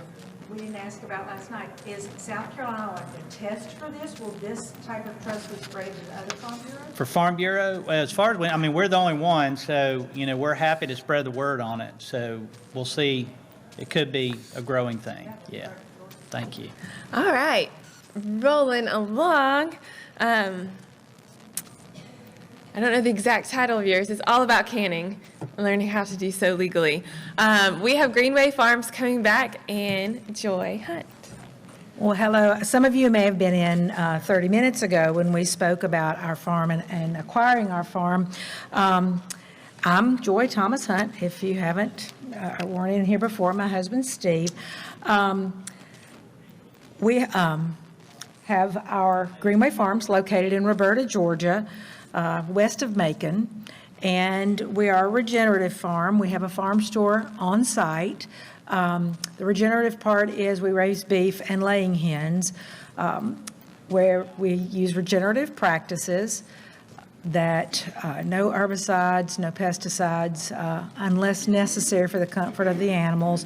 And we pretty much want clean property, what we're getting from that, clean foods, and a business that can support what we choose, a healthy lifestyle, trying to be, as well as our family. what we'll learn today is how it all started for us. We have a licensed canning kitchen on the farm, what the benefits of having that canning kitchen on our small farm are, and then my learning experience, the process of actually being able to can legally, because there are different tiers of canning, and then what our kitchen is, if you were interested in providing your own canning kitchen, what you're looking at as far as a build out from there. So there we go. Okay. It's coming in. So how it all started. Normally, we tell the whole broad story. You may have gotten some of it. We haven't been able to look at it like this yet, so we didn't know it was going to pop open on us. I'm having to click every picture. Oh, okay. Well, all right. Well, we started in 2015. We were both widowed, getting married, and looking for a place to make our own. And we had an interest in where our food was coming from. By a chance meeting, we met the original owners of our farm. They had started a hobby farm in their retirement, and it was growing, but it had grown beyond their bounds. They had a great product with the proteins that were raised as well as the canned products. Funny story is our original farm owners, the woman was a retired assistant district attorney for Macon and Bibb County in Georgia. Retired, started selling pickles at the local farmer's market, not knowing that she was completely illegal because they were not processed. They're just processed at home in her kitchen, and she was taking them out, completely illegal to do any acidified product out like that. So they were growing, and their interests were very broad. So when we met them, they approached us later and asked either partner or they were willing to sell the farm to us. So once we were established with them, it took us about 2 years to come on board and partner with them. What we changed from there, we established a store on site, and then we also established and kept growing our customer base. We had gone to farmers markets outside of our county originally, opened the farm store on site, and then grew our customer base through the farmers markets, as well as participation in the Georgia Grown Trails program and the Farm Bureau Passport program. And then we also established the kitchen that got the necessary licensing, built it out, and so forth from there to be able to broaden that production. There we go, got water bathing. Oh, this is. There we go. Okay, it's popping up. Okay, this is you. Benefits of a canning So we're kitchen. going to talk a little bit about what we've viewed as the benefits of our canning kitchen. And that was that, we had talked before about branding and, getting our brand out so that it's really just a matter of getting it in front of people that they can go, oh, that Greenway Farms, they may be riding down the road, they may stop at a farm stand somewhere and see our product and our pickle, and then they may accidentally ride past our farm. But just really about awareness and just getting the brand out in front of people and getting them in front, getting it in front of their family when they put it out on the table, or if they pull it out of the refrigerator, or if they're doing some type of prep, putting it on a hamburger, whatever it is. So we just look at it as a kind of a contact social media is what I sometimes refer. It's like, they get to feel it, they hold it. It's also a very safe purchase financially. It's $8, $7, $8, $9, whatever, the retailer sells. So they can try the brand, if you will, without having to spend a lot of money. So it's a simple sale from that standpoint. So we just wanted to use the canning kitchen and the facility to get more product out there and get product into retail locations that weren't ours, because we're mainly direct to consumer. The other thing was just being able to kind of unify things. And our stuff, as you can see on our panels, we have a lot of wood grain stuff. And the reason is because the history of our farm was a sawmill. They started a sawmill and they cut lumber and Built their own buildings. Built their own buildings with it on the original farm property. So and we use that. Everything looks the same. Greenway Farms and the GF. We're working on a sign for the store right now that's going to go above in the V, in the little A-frame. It's going to be the GF. And just utilize kind of consistently branding that, putting that brand out in front of people. From a strategy standpoint, what we like about it also is it kind of creates a business moat, if you will, and I'll go back up to the licensing all, but so it's a barrier to entry because you got to have certifications and licenses and permits, and you got to go through those processes in order to do that. And then, oh, by the way, you got to have a kitchen too, and so you got to have the capital to put that kitchen, a building or a space, and then the equipment in that kitchen. You'll see ours. That's not a huge investment, but psychologically, people think it is because it's like a commercial kitchen. I got to do a big commercial kitchen, and there's not a huge capital expense that you had to have, but it appears there is. There seems to be a barrier to entry, especially on acidified foods versus non-acidified foods, and I'll let Joy go into that when she gets into that. So we looked at it strategically within our business model as, branding and a hurdle for other people to compete, especially on the pickles, which is why we really go after wholesaling the pickles.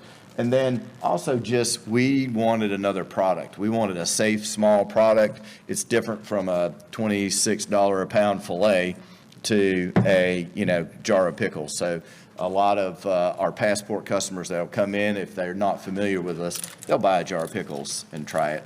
And, whereas they may not go get that filet the first time. So that was our thing. And then the other is just the legitimacy of seeing, you had a great comment last night about that, just kind of seeing our product in Valdosta and Commerce and Macon and Calhoun and Ashburn and, just all over the place. So, and then those were the benefits that we saw with adding a canning kitchen to, our kind of strategic plan, if you will, which, as I mentioned before, it's not real elaborate, but we do kind of think through those processes, and then we review it on a regular basis. And what's the next step? What's the next thing we want to do? 30 cases is our goal on a monthly basis, which I've already said, and that's how many, you're the numbers girl, how many jars is that? 30 times 12. Yeah, mini billboards that we have on shelves to start with, but then it goes into a refrigerator or in a cupboard. And so we get a lot of coverage. There's a lot of touches and a lot of eyes there that we get with just those, having those products out within our business model. So I'm going to try this. Change it and see if it'll come up. There we go. Well, your learning, well, look at your it. learning experience, because here's that kind.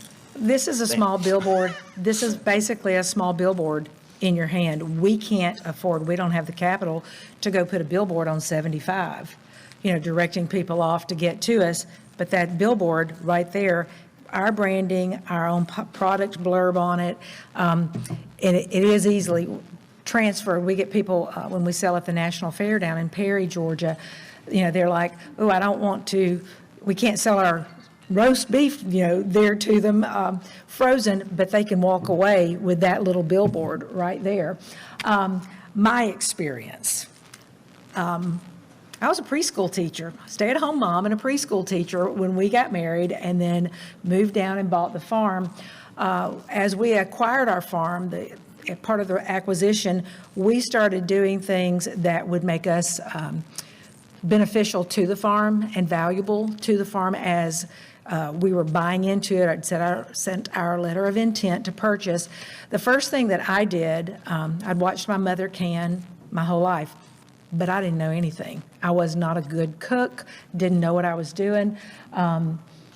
First thing I did was went to UGA and took the Better Processing for Acidified Foods classes. Your difference is, got to have a certified person in the kitchen with certified recipes for anything that is acidified or an acid food, as opposed to, even though there is acid in the fruit for anything that you're changing the pH level through the brine, so forth, that's got a whole different process to it. So I took the Better Processing class at UGA, and then started helping out some in the kitchen. we would travel down from Atlanta to Roberta. I'd pick up cucumbers, I'd go help cut, stuff jars, trying to learn as we went along.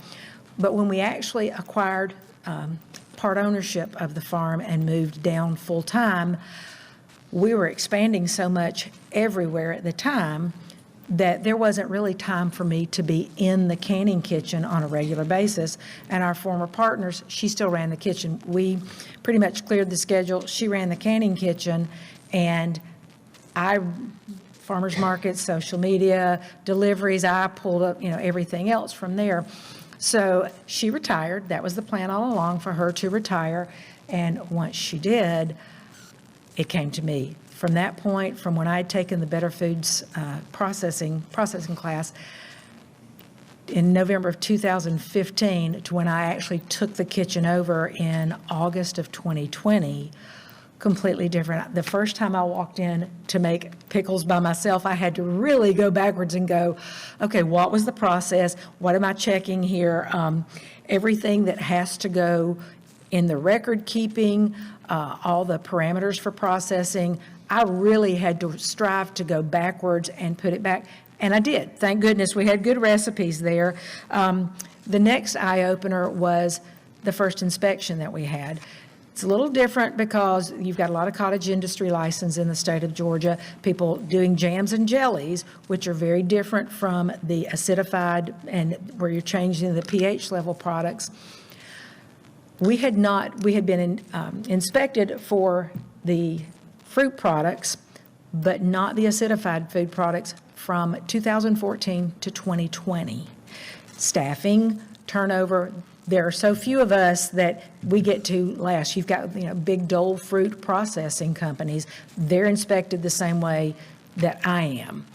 And so they're going to those large product companies as opposed to coming to me.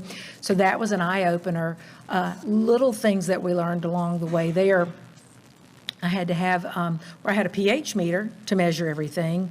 I was supposed to be calibrating it once a week and keeping records on calibrating it once a week. So those inspections, and since then, we've had one yearly. So they have the staffing for it now. But since then, the little things that we learn each time add to our base of knowledge from there. But mostly, oh, look, now they're bouncing in. Yeah, that's what I'm saying, man. There we go. There we go. So go ahead to the next one. We'll see what comes up from there. Okay. Well, first of all, and we'll transition now to what our kitchen does. Your product is going to determine what you have, what kitchen that you need. Ours was built out before we bought the farm. In 2014, it was built out. You'll be surprised, our little kitchen is humble, but we actually can pack a lot in there. First of all, your product is going to determine it. For each of the acidified foods, those recipes have to go to a processing authority. We used North Carolina State University, even though we're located in Georgia. At the time, they were cheaper and they were faster. You submit your recipe, and it's tested. And then you're given the parameters back and what your recipe has to cover that you have to keep records for. So you get your certifications. I am certified through the Better Processing class at UGA. And then any permits that you have to have otherwise for your septic, bathrooms, your build out, anything like that, you have to go back to your local authority for that. Then the kitchen build requirements, they have changed over time. You'll see at the end a picture of our little canning kitchen. We thought about building another facility just to be able to expand for production, and then kind of changed up from there.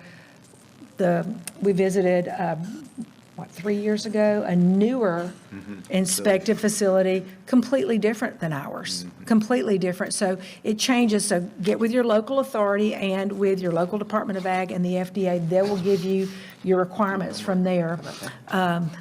What? It just popped up now. Your labeling requirements. The FDA will put that out for you. We don't sell enough product at this point that we've had to do a nutritional analysis where you have to have the nutritional on the side. I don't sell enough units at this point to have that required on my label. But everything from your font size to the space between the font and the end of the label, everything has to be approved on from there. Once again, go back to your local authority for anything and build from there. And then your brand development, what you want it to look like. We've changed jars recently. Ball jars was all I used. I went to every Walmart in the world picking up ball jars. Well, we got big enough where we've swapped to a different jar. We use Fillmore container to have them shipped in now. But making sure the labels fit correctly. When you're looking on a half-pint jar instead, the way that it's shaped, your label's going to fit differently. So what you're looking for is a consistent, across the board, everything's got the name on it, the same background, so that when people see it, they recognize that easily. So, go to the next one. Okay, it's not, it's coming. Okay, there we go. So kind of the processes that we were talking about before. You submit your recipe with the details to it. We went to North Carolina State. You do pay for that. We get folks who go, oh, you need to make pickled okra, or you need to make, and I'm like, you don't realize what goes into that. Getting a recipe to start with, and then submitting the recipe, then getting that back if anything has to be changed, whether it's your water bath time, your pH parameters, the level of your ingredients. For instance, this is a garlic dill pickle. We also make a jalapeno dill pickle. So how many cloves of garlic go in it to make sure that that pH comes out right within the parameters at the end of the process. If needed, you can pay the other fee to have the nutritional analysis done, and then you change your process based on whatever is sent back to you from the processing authority. Once that's all done, you file with the FDA as a food service establishment, and then set that up and then submit your recipes on file. They're called processing letters. You submit those processing letters for verification there that you are producing that at your location. I own the letters. I own them, even though technically they belong to our farm, which is an LLC. With the FDA, they belong to me. If I wanted to transfer ownership when our original partner left the farm, and these were all her recipes. They're simple recipes. They are spot on. They're delicious. I can't take any credit for them. I can follow directions very well and follow a recipe, and I'm a rule follower. So if they say you're supposed to take a temperature now and keep it at that temperature for so many minutes, I do it. I'm easy to learn for that, but I didn't have anything on the recipes. They were all hers. So with that, once you establish that and submit them, then you're in business from there. You know, you've got to just produce the product and get it out from there. So that's our kitchen. That's me on the left, and Morgan Fike, who works with me in the canning kitchen. It's very much a two-person kitchen. It is a 40 by 12 repurposed construction trailer. At the time when it was established in 2014, it has 3 units. There's the actual sealed kitchen, and you can probably see we've got the walls sealed, the ceiling is sealed. The wipeable wall. The wipeable wall.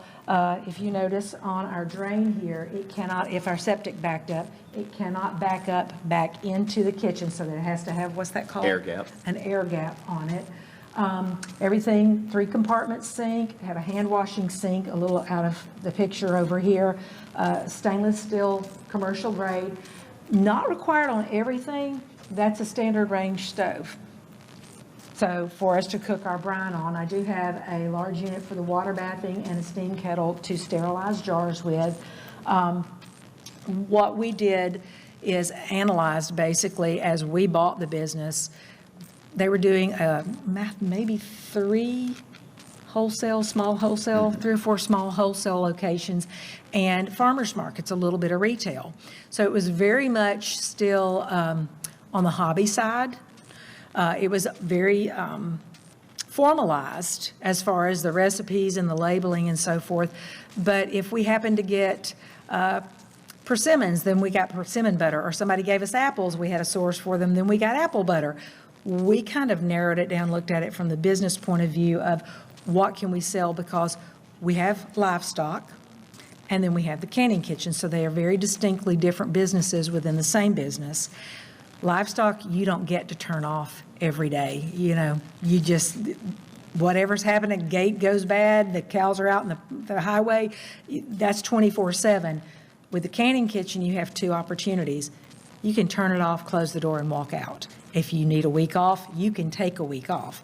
The other opportunity, and it was an eye-opener, I was delivering to one of our wholesale locations and happened to turn around. We were new at it and looking at our price point. We had not really reassessed that. Handing off to one of our retail locations, looked at what they were charging for our pickles. Their profit margin was better than our profit margin.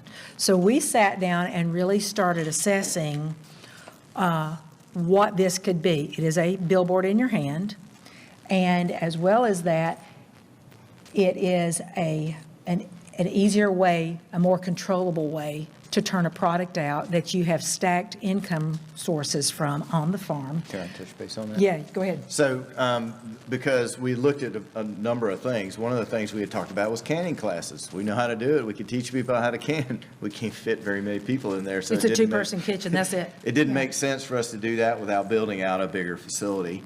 So the other piece to that was, as Joy said, was looking at, you know, the wholesale part of it and increasing that wholesale and production.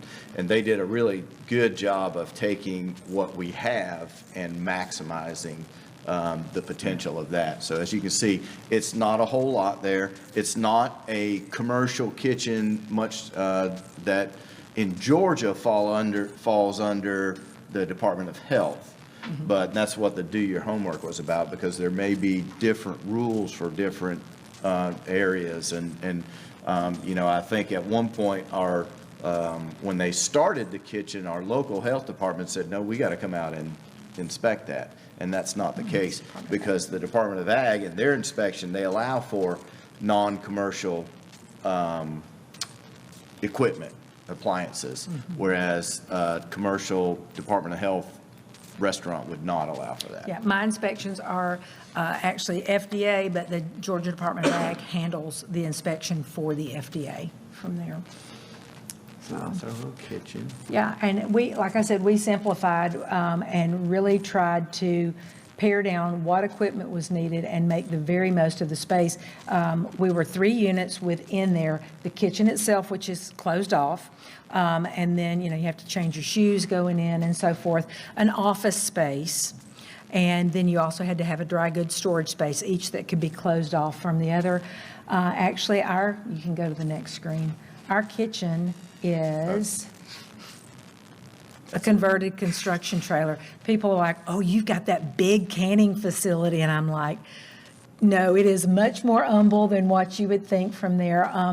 And we have to maintain it. The front porch is new. We had a different porch on before. It allowed rain to come in under the door. So he's about to replace some flooring in the office area. This is our dry storage behind here. The office is right behind this area. And this is the area of the actual canning area. It is humble. You can start with anything from there. And it is, again, going to go dictated on your local authority, your state's Department of Ag, and then what the FDA is showing from there. The other canning facility that we visited was a metal building that they didn't have in, and they were FDA approved. In South Georgia, they didn't have to have the barrier between their work site, and they were acidified also, between their work site and their office space or their dry storage, where in 2014, when ours was built, you had to have those barriers between. They didn't have to. So it is a shifting, and I'm sure over time, as more people come on board, it's a shifting circumstance there on what you're required for. So, anybody have any? So the other, just the last thing, and then we'll, certainly answer any questions, is We wanted to do this, and we appreciate the invite by Farm Bureau to do this, so that you could see that it doesn't really require, the high hurdle that it is. And the other thing is, we are glad, if anybody's interested, we're glad for anybody to reach out to us, especially Joy, because she's got the knowledge on possible steps for anybody to go through the process. Or if you're in the process and you've got some questions, we're glad to do that too. We highly recommend it from the standpoint of getting a brand out, even if you just did it within your retail location, if you have, or farm stand location. It does get it into the households or as gifts, or so it does increase your presence. And we're big on that, and we think that is a good strategy for any of the local farms to do. And then, it also, even if you just did that, it's a local artisan product, and we need more of those. We just need more of that stuff out there. We need more people that are creating and building those things, and the consumer is looking for it. They really are. They really do want to support those local artisan and crafts, so we highly encourage that. So I'll go one step further on that even. Small farmers supporting other small farmers, because we are small. We're not trying to feed the world. We utilize, fortunately, the Farm Bureau Passport Program and the Georgia Grown Trail System. What we've done there is tried to partner with other farms in those programs to have a reciprocating agreement, not agreement, a relationship, a reciprocating relationship where you're carrying my pickles, I'm going to sell something from your farm, but their products help me because I can't fill my shelves in our little on-farm store.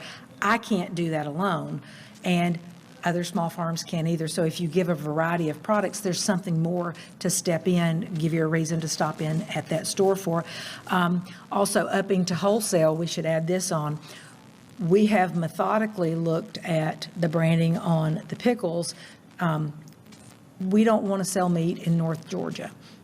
There's plenty of farms selling beef locally in North Georgia. We want to worry about our little area, but the pickles can give us expansion, or all the canned goods, expansion that's a different revenue stream. So we took those same products, the Passport Book and the Georgia Grown Trail Maps, and plotted from there, who have we seen, who can we put stuff in their store, because that is a revenue stream that, once I realized what we could make on wholesale, it was like, take advantage of that. It is a great product. I like every recipe pretty much that she had to start with, but it does give you something out there that you can utilize with the other small farms. You're helping your neighbor by giving them something on their shelves to sell, just like you're helping them when you're taking something back from there. So, anybody have any questions? If you do the nutrition, is that a one-time, or, to list those on the jar? Is it annually? Is it just a one-time? My understanding is it's one time, once, because I don't have to go back. I do have to, every 2 years, re-register with the FDA as a food service establishment, and then just up my renewal. I don't have to reload or re-put the recipes back in, or the processing letters. I don't have to file those again. I just have to renew every 2 years from there. now, if you changed recipe or changed equipment, it may. For example, we water bath our jars versus a steam kettle. So, you might have to, at that point in time, reevaluate if you change process or equipment even, so, yeah. And what you can look at as well is a shared kitchen. If you have a certified shared kitchen in your area, that you can go into that kitchen, that they have the sealed walls and the correct equipment and so forth. Once you have your recipes, what's the name of the one south of Atlanta? Atlanta Shares or something I like can't that. remember. But you can go in with your product, use their canning facilities, and you've got your recipe, but you're going into that other facility, and then network from there. We have actually gone past production for what we can do within our canning kitchen. So we reached out to the Department of Ag. Georgia Grown is a program through the Department of Ag, and found a co-packer We still have a business in Atlanta, so it's very close to his location. They don't make all of our products for us, but on some products, we have been able to share our processing letter. Then they produce for us, like they haven't done Chow Chow. But they'll produce some of our pickles. That's taken 2 years to get to that point. So I can still produce them for myself. I have the backup. It's a very small facility. The chef there was from the very first graduating class of the Georgia Grown Executive Chef Program. And it's small, hands-on. It's still hand-packed, hand-cut. Everything's done the same. I went up there and made pickles with them multiple times to finally get everything exactly right and to make sure that through our processing authority, he could file our processing letters with the FDA to support us from there because it's grown that much. I would have to either build a new facility, and we didn't have the capital, and I'm 60, he's 61. We didn't want to go in debt and building something big and new again when where we live, we don't have staffing. We don't have the resource of people to staff to create that much. So we've done, what, maybe 3 runs with him? Something like that? Yeah, so. Any other questions? Rumpelstiltskin. Okay, I'm done. Well, thank you all. Thank you. That located on the farm, It is? Yes. behind the store? No, it's on We the have small 2 farm. properties, and that was on the second property, on the original property, yep. All right, y'all, that is it until after lunch. So I hope to see y'all again.